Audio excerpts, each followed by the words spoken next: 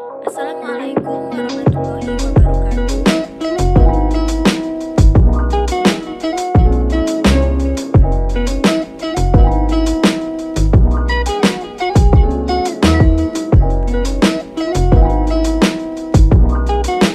Assalamualaikum warahmatullahi wabarakatuh.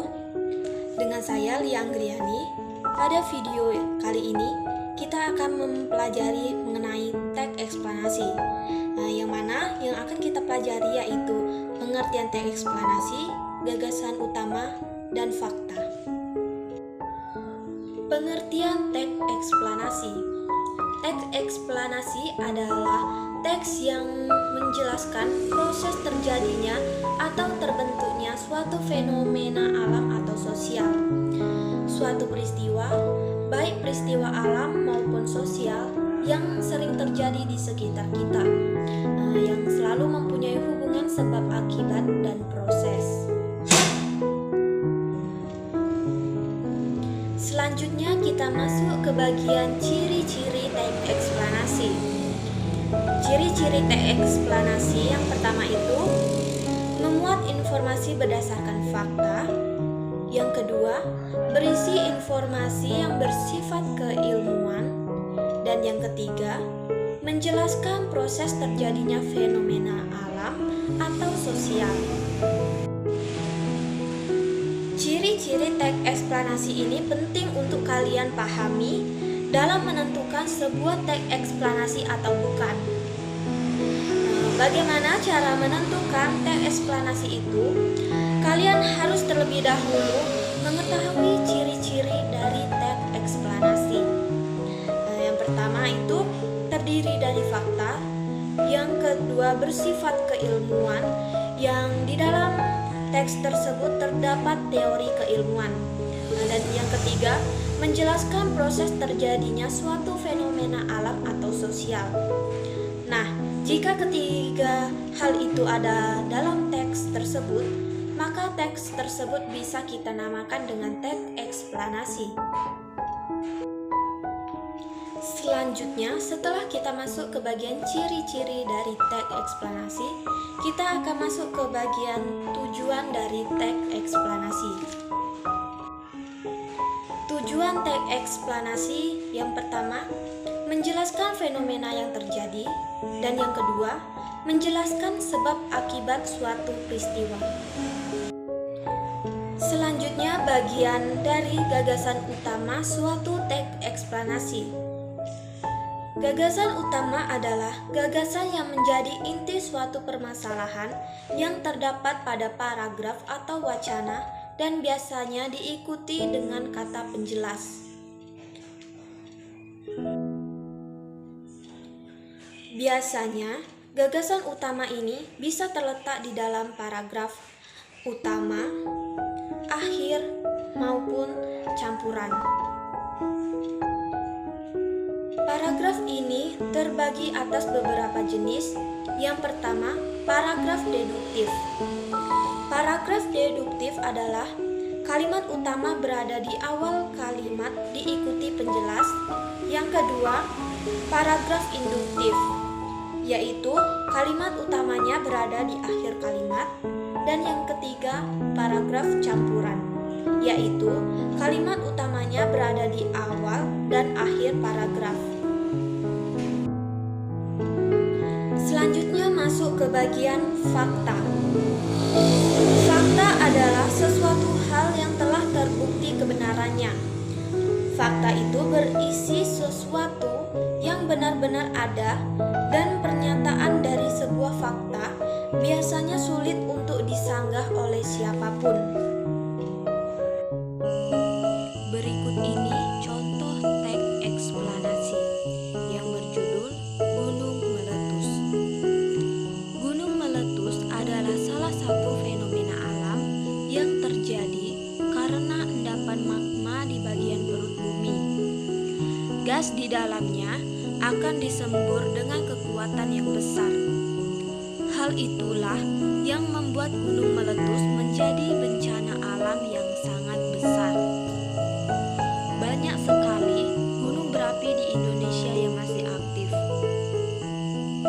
Sebagian aktivitas gunung berapi dikaitkan dengan zona kegempaan yang aktif.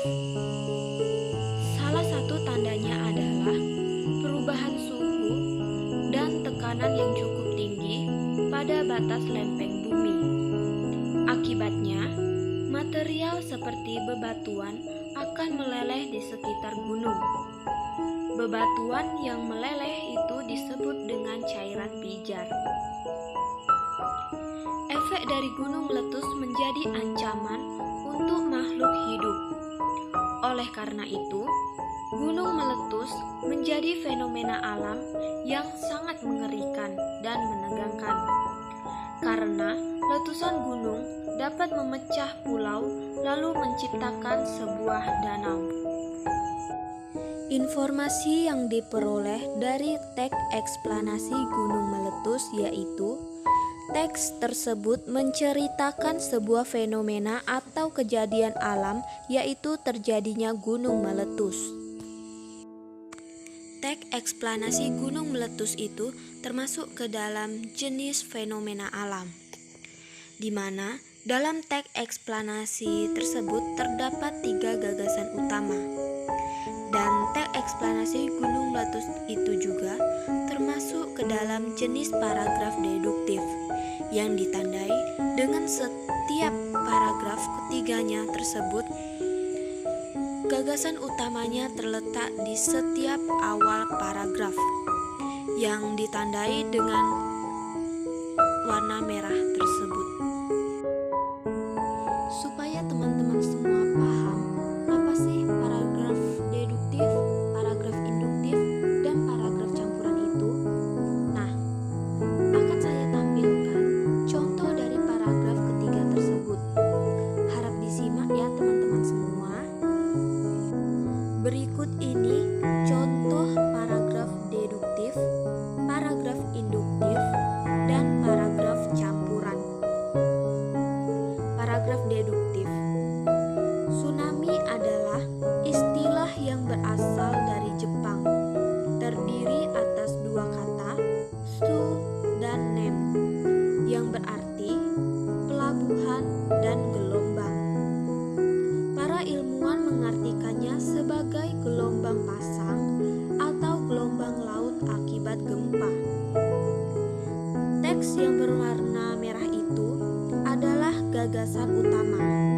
Mengapa bisa demikian? Karena ini adalah inti dari paragraf tersebut dan dijelaskan kalimat berikutnya.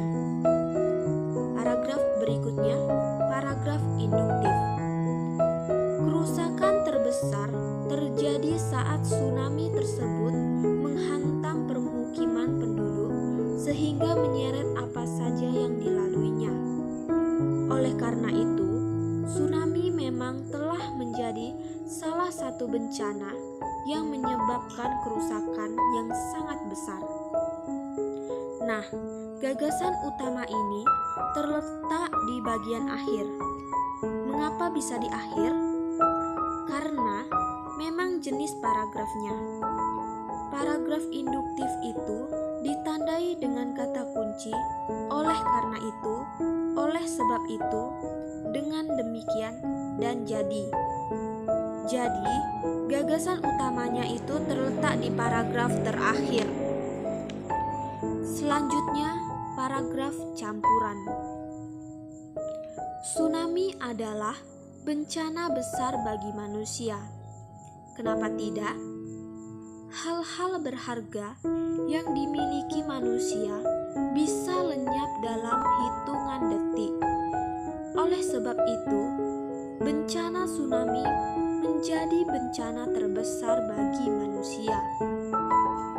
Nah, di awal paragraf ini sudah dikatakan tsunami adalah bencana besar dan kemudian diperjelas lagi di bagian akhir. Oleh sebab itu, bencana tsunami menjadi bencana terbesar bagi manusia. Kalau teman-teman menemukan paragraf seperti ini, paragraf awal dan akhir